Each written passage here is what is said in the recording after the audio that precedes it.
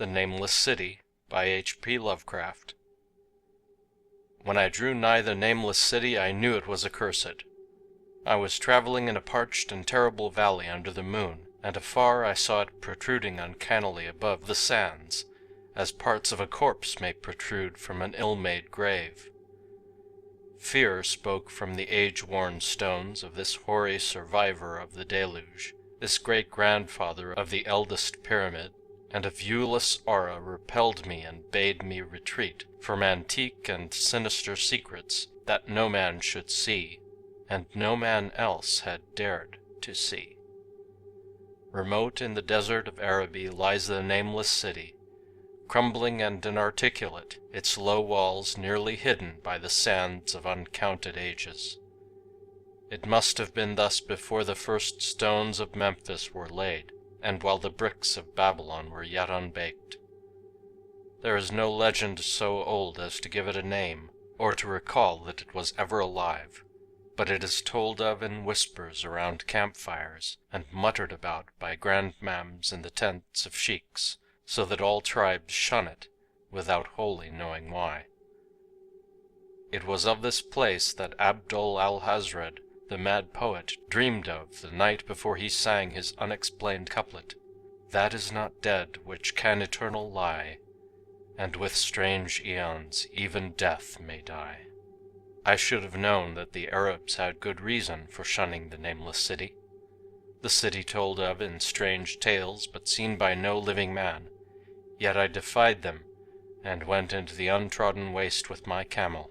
I alone have seen it, and that is why no other face bears such hideous lines of fear as mine, why no other man shivers so horribly when the night wind rattles the windows.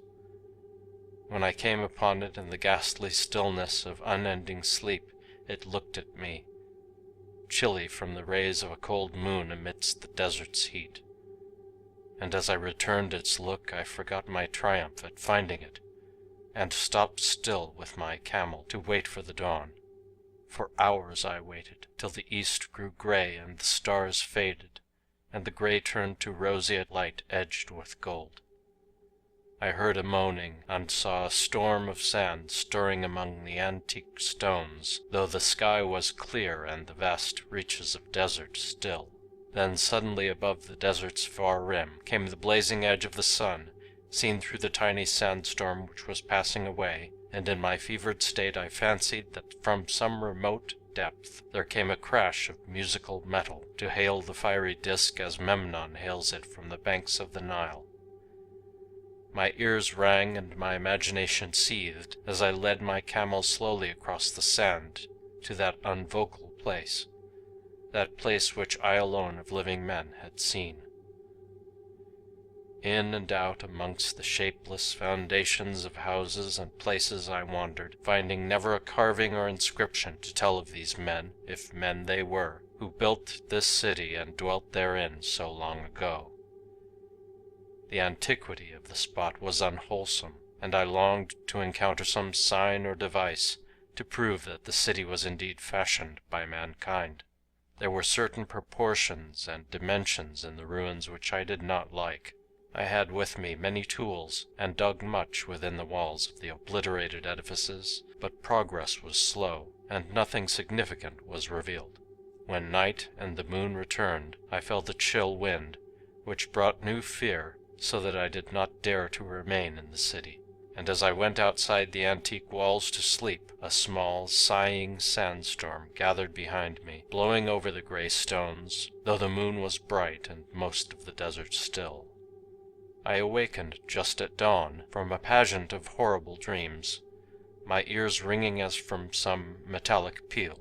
I saw the sun peering redly through the last gusts of a little sandstorm that hovered over the Nameless City, and marked the quietness of the rest of the landscape.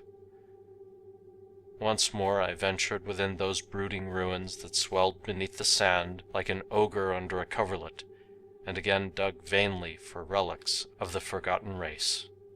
At noon I rested, and in the afternoon I spent much time tracing the walls and bygone streets, and the outlines of the nearly vanished buildings. I saw that the city had been mighty indeed, and wondered at the sources of its greatness. To myself I pictured all the splendors of an age so distant that Chaldea could not recall it, and thought of Sarnath the Doomed, that stood in the land of Mnar when mankind was young, and of Ib, that was carven of gray stone before mankind existed. All at once I came upon a place where the bedrock rose stark through the sand and formed a low cliff, and here I saw with joy what seemed to promise further traces of the antediluvian people. Hewn rudely on the face of the cliff were the unmistakable facades of several small, squat rock houses or temples, whose interiors might preserve many secrets of ages too remote for calculation, though sandstorms had long effaced any carvings which may have been outside. Very low and sand-choked were all the dark apertures near me, but I cleared one with my spade and crawled through it, carrying a torch to reveal whatever mysteries it might hold. When I was inside I saw that the cavern was indeed a temple, and beheld plain signs of the race that had lived and worshipped before the desert was a desert. Primitive altars, pillars, and niches, all curiously low, were not absent, and though I saw no sculptures or frescoes, there were many singular stones clearly shaped into symbols by artificial means. The lowness of the chiseled chamber was very strange, for I could hardly kneel upright, but the area was so great that my torch showed only part of it at a time. I shuddered oddly in some of the far corners, for certain altars and stones suggested forgotten rites of terrible, revolting, and inexplicable nature, and made me wonder what manner of men could have made and frequented such a temple. When I had seen all that the place contained, I crawled out again, avid to find what the temples might yield. Night had now approached, yet the tangible things I had seen made curiosity stronger than fear, so that I did not flee from the long moon-cast shadows that had daunted me when I first saw the Nameless City. In the twilight I cleared another aperture and with a new torch crawled into it, finding more vague stones and symbols, though nothing more definite than the other temple had contained. The room was just as low, but much less broad, ending in a very narrow passage crowded with obscure and cryptical shrines. About these shrines I was prying, when the noise of a wind and my camel outside broke through the stillness and drew me forth to see what could have frightened the beast. The moon was gleaming vividly over the primitive ruins, lighting a dense cloud of sand that seemed blown by a strong but decreasing wind from some point along the cliff ahead of me. I knew it was this chilly, sandy wind which had disturbed the camel and was about to lead him to a place of better shelter, when I chanced to glance up and saw that there was no wind atop the cliff. This astonished me and made me fearful again, but I immediately recalled the sudden local winds that I had seen and heard before at sunrise and sunset, and judged it was a normal thing.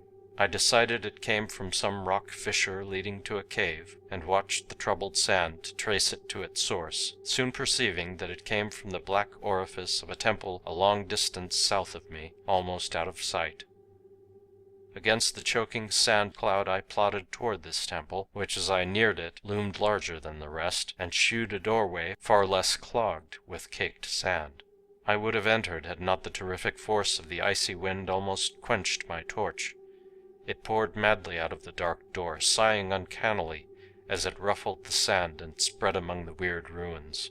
Soon it grew fainter, and the sand grew more and more still, till finally all was at rest again. But a presence seemed stalking among the spectral stones of the city, and when I glanced at the moon it seemed to quiver as though mirrored in unquiet waters.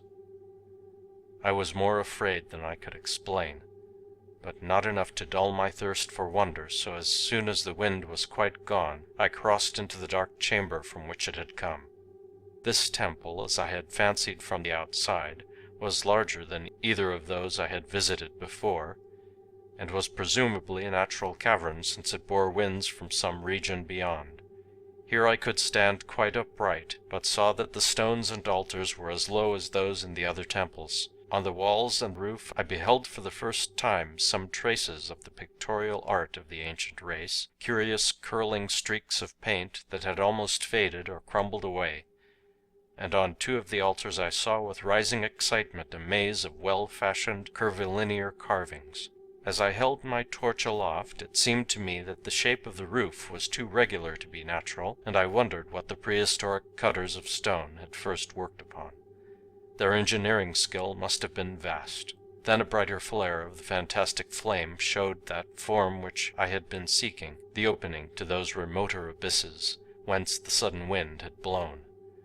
And I grew faint when I saw that it was a small and plainly artificial door chiseled in the solid rock. I thrust my torch within, beholding a black tunnel with the roof arching low over a rough flight of very small, numerous, and steeply descending steps. I shall always see those steps in my dreams, for I came to learn what they meant. At the time I hardly knew whether to call them steps or mere footholds in a precipitous descent. My mind was whirling with mad thoughts, and the words and warning of Arab prophets seemed to float across the desert from the land that men know to the nameless city that men dare not know. Yet I hesitated only for a moment before advancing through the portal and commencing to climb cautiously down the steep passage, feet first, as though on a ladder. It is only in the terrible phantasms of drugs or delirium that any other man can have such a descent as mine. The narrow passage led infinitely down like some hideous haunted well, and the torch I held above my head could not light the unknown depths toward which I was crawling. I lost track of the hours and forgot to consult my watch, though I was frightened when I thought of the distance I must have been traversing. There were changes of direction and of steepness, and once I came to a long, low, level passage where I had to wriggle my feet first along the rocky floor, holding torch at arm's length beyond my head. The place was not high enough for kneeling. After that were more of the steep steps, and I was still scrambling down interminably when my failing torch died out. I do not think I noticed it at the time, for when I did notice it, I was still holding it above me as if it were ablaze. I was quite unbalanced with that instinct for the strange and the unknown which had made me a wanderer upon earth and a haunter of far, ancient, and forbidden places. In the darkness there flashed before my mind fragments of my cherished treasury of demonic lore, sentences from Alhazred the Mad Arab, paragraphs from the apocryphal nightmares of Damascus, and infamous lines from the delirious Images du Monde of Gautier de Metz. I repeated queer extracts and muttered of Afrasiab and the daemons that floated with him down the Oxus, later chanting over and over again a phrase from one of Lord Dunsany's tales, the unreverberate blackness of the abyss. Once, when the descent grew amazingly steep, I recited something in sing-song from Thomas Moore until I feared to recite more. A reservoir of darkness, black, as witches' cauldrons are when filled, with moon drugs in the eclipse distilled, leaning to look a foot might pass.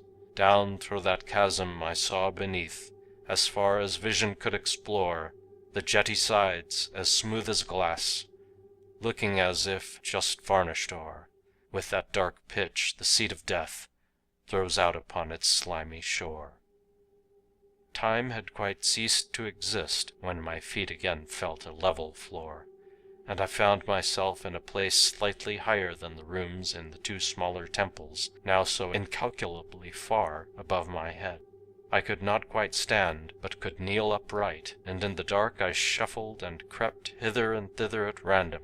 I soon knew that I was in a narrow passage whose walls were lined with cases of wood having glass fronts. As in that Paleozoic and abysmal place I felt of such things as polished wood and glass, I shuddered at the possible implications. The cases were apparently ranged along each side of the passage at regular intervals, and were oblong and horizontal, hideously like coffins in shape and size. When I tried to move two or three for further examination, I found that they were firmly fastened. I saw that the passage was a long one, so floundered ahead rapidly, in a creeping run that would have seemed horrible had any eye watched me in the blackness, crossing from side to side occasionally to feel of my surroundings, and be sure that the walls and rows of cases still stretched on. Man is so used to thinking visually that I almost forgot the darkness and pictured the endless corridor of wood and glass in its low-studded monotony as though I saw it. And then in a moment of indescribable emotion I did see it. Just when my fancy merged into real sight I cannot tell, but there came a gradual glow ahead, and all at once I knew that I saw the dim outlines of a corridor and cases revealed by some unknown subterranean phosphorescence. For a little while all was exactly as I had imagined it, since the glow was very faint, but as I mechanically kept stumbling ahead into the stronger light I realized that my fancy had been but feeble. This hall was no relic of crudity like the temples in the city above, but a monument of the most magnificent and exotic art. Rich, vivid, and daringly fantastic designs and pictures formed a continuous scheme of mural paintings whose lines and colors were beyond description. The cases were of a strange golden wood, with fronts of exquisite glass, and containing the mummified forms of creatures outreaching in grotesqueness the most chaotic dreams of man. To convey any idea of these monstrosities is impossible. They were of the reptile kind, with body lines suggesting sometimes the crocodile, sometimes the seal, but more often nothing of which either the naturalist or the paleontologist ever heard. In size they approximated a small man, and their forelegs bore delicate and evident feet, curiously like human hands and fingers. But strangest of all were their heads, which presented a contour violating all known biological principles. To nothing can such things be well compared. In one flash I thought of comparisons as varied as the cat, the bullfrog, the mythic satyr, and the human being. Not Jove himself had had so colossal and protuberant a forehead, yet the horns and the noselessness and the alligator-like jaw placed things outside all established categories.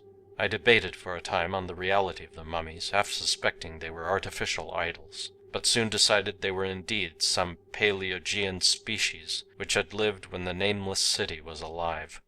To crown their grotesqueness, most of them were gorgeously enrobed in the costliest of fabrics, and lavishly laden with ornaments of gold, jewels, and unknown shining metals. The importance of these crawling creatures must have been vast, for they held first place among the wild designs on the frescoed walls and ceiling. With matchless skill had the artist drawn them in a world of their own, wherein they had cities and gardens fashioned to suit their dimensions, and I could not help but think that their pictured history was allegorical, perhaps shewing the progress of the race that worshipped them. These creatures, I said to myself, were to men of the Nameless City what the she-wolf was to Rome, or some totem beast is to a tribe of Indians. Holding this view, I could trace roughly a wonderful epic of the Nameless City, the tale of a mighty seacoast metropolis that ruled the world before Africa rose out of the waves, and of its struggles as the sea shrank away and the desert crept into the fertile valley that held it. I saw its wars and triumphs, its troubles and defeats, and afterwards its terrible fight against the desert, when thousands of its people, here represented in allegory by the grotesque reptiles, were driven to chisel their way down through the rocks in some marvelous manner to another world whereof their prophets had told them. It was all vividly weird and realistic, and its connection with the awesome descent I had made was unmistakable. I even recognized the passages. As I crept along the corridor toward the brighter light, I saw stages of the painted epic, the leave-taking of the race that had dwelt in the Nameless City and the valley around for 10 million years, the race whose souls shrank from quitting scenes their bodies had known so long, where they had settled as nomads in the earth's youth, hewing in the virgin rock those primal shrines at which they had never ceased to worship. Now that the light was better, I studied the pictures more closely, and remembering that the strange reptiles must represent the unknown men, pondered upon the customs of the Nameless City. Many things were peculiar and inexplicable. The civilization, which included a written alphabet, had seemingly risen to a higher order than those immeasurably later civilizations of Egypt and Chaldea, yet there were curious omissions. I could, for example, find no pictures to represent deaths or funeral customs, save such as were related to wars, violence, and plagues, and I wondered at the reticence shown concerning natural death.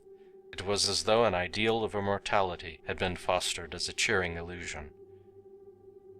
Still nearer the end of the passage was painted scenes of the utmost picturesqueness and extravagance, contrasted views of the Nameless City and its desertion and growing ruin, and of the strange new realm of paradise to which the race had hewed its way through the stone.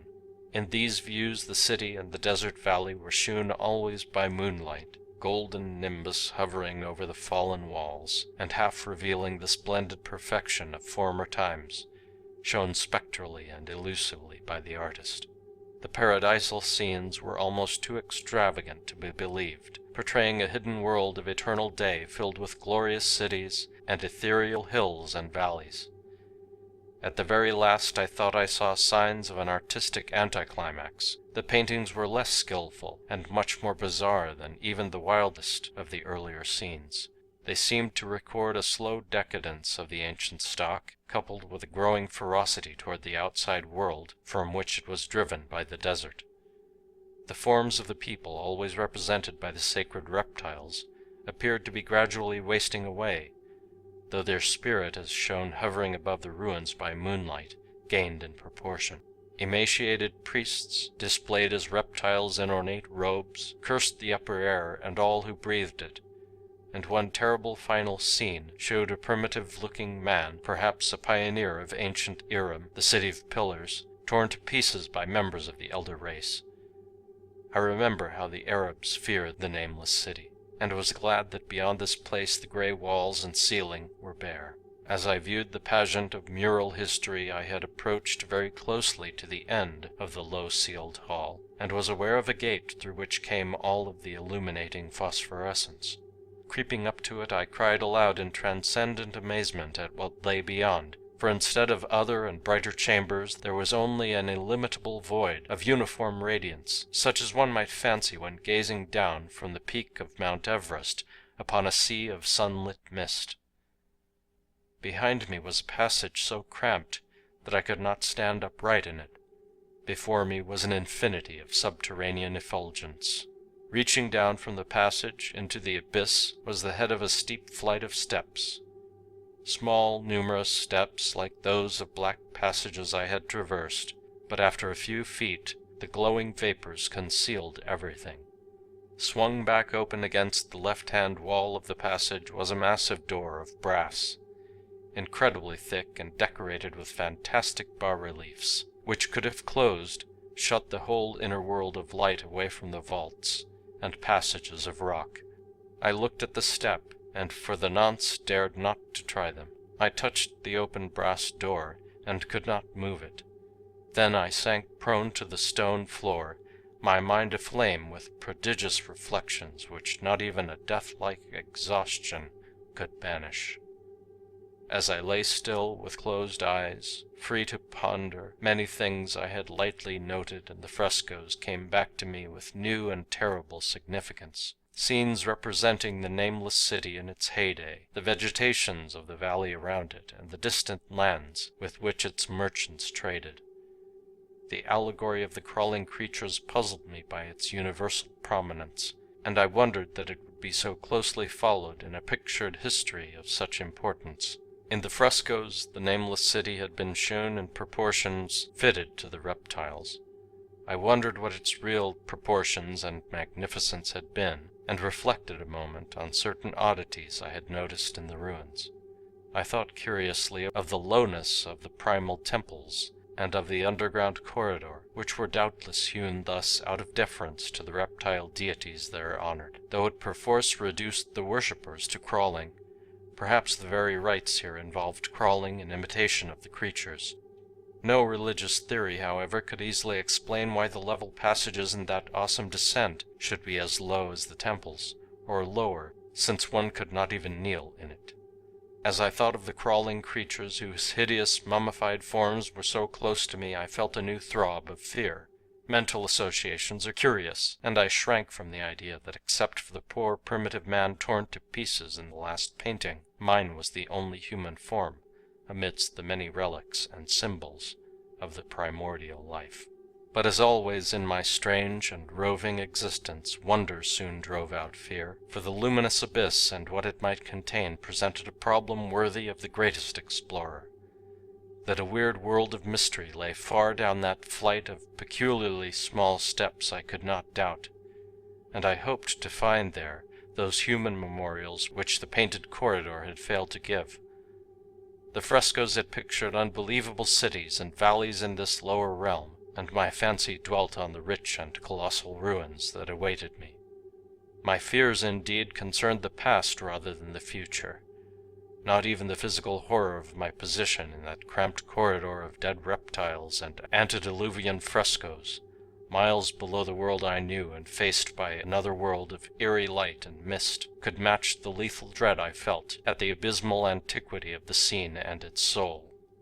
An ancientness so vast that measurement is feeble seemed to leer down from the primal stones and rock-hewn temples of the Nameless City, while the very latest of the astounding maps in the frescoes shewed oceans and continents that man has forgotten, with only here and there some vaguely familiar outlines of what could have happened in the geological ages since the paintings ceased and the death-hating race resentfully succumbed to decay. No man might say. Life had once teemed in these caverns and in the luminous realm beyond. Now I was alone with vivid relics, and I trembled to think of the countless ages through which these relics had kept a silent, deserted vigil. Suddenly there came another burst of that acute fear which had intermittently seized me ever since I first saw the terrible valley and the nameless city under a cold moon, and despite my exhaustion I found myself starting frantically to a sitting posture and gazing back along the black corridor toward the tunnels that rose to the outer world. My sensations were like those which had made me shun the Nameless City at night, and were as inexplicable as they were poignant. In another moment, however, I received a still greater shock in the form of a definite sound, the first which had broken the utter silence of these tomb-like depths. It was a deep, low moaning, as of a distant throng of condemned spirits, and came from the direction in which I was staring. Its volume rapidly grew, till it soon reverberated rightfully through the low passage, and at the same time I became conscious of an increasing draught of old air, likewise flowing from the tunnels and the city above. The touch of this air seemed to restore my balance, for I instantly recalled the sudden gusts which had risen around the mouth of the abyss each sunset and sunrise, one of which had indeed revealed the hidden tunnels to me. I looked at my watch and saw that sunrise was near. So, bracing myself to resist the gale that was sweeping down to its cavern home as it had swept forth at evening, my fear again waned low, since a natural phenomenon tends to dispel broodings over the unknown. More and more madly poured the shrieking, moaning night wind into the gulf of the inner earth. I dropped prone again and clutched vainly at the floor for fear of being swept bodily through the open gate into the phosphorescent abyss. Such fury I had not expected, and as I grew aware of an actual slipping of my form toward the abyss, I was beset by 1,000 new terrors of apprehension and imagination. The malignancy of the blast awakened incredible fancies. Once more I compared myself shudderingly to the only human image in that frightful corridor, the man who was torn to pieces by the nameless race. For in the fiendish clawing of the swirling currents there seemed to abide a vindictive rage, all the stronger because it was largely impotent.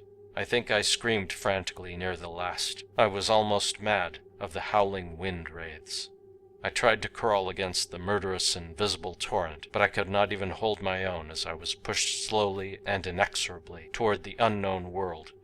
Finally reason must have wholly snapped, for I fell babbling over and over that unexplainable couplet of the mad Arab Alhazred, who dreamed of the Nameless City. That is not dead which can eternal lie, and with strange eons even death may die. Only the grim, brooding desert gods know what really took place, what indescribable struggles and scrambles in the dark I endured, or what Abaddon had guided me back to life, where I must always remember and shiver in the night wind, till oblivion or worse claims me. Monstrous, unnatural, colossal was the thing, too far beyond all the ideas of man to be believed except in the silent, damnable small hours of the morning when one cannot sleep. I have said that the fury of the rushing blast was infernal, cacodemoniacal, and that its voices were hideous with the pent-up viciousness of desolate eternities. Presently these voices, while still chaotic before me, seemed to my beating brain to take articulate form behind me. And down there in the grave of unnumbered eon-dead antiquities, leagues below the dawn-lit world of men, I heard the ghastly cursing and snarling of strange-tongued fiends. Turning, I saw outlined against the luminous ether of the abyss what could not be seen against the dusk of the corridor, a nightmare horde of rushing devils, hate-distorted, grotesquely panoplied, half-transparent devils of a race no man might mistake, the crawling reptiles of the Nameless City. And as the wind died away I was plunged into the ghoul-pooled darkness of the earth's bowels, for behind the last of the creatures the great brazen door clanged shut with a deafening peal of metallic music whose reverberations swelled out to the distant world to hail the rising sun as Memnon hails it from the banks of the Nile. End of The Nameless City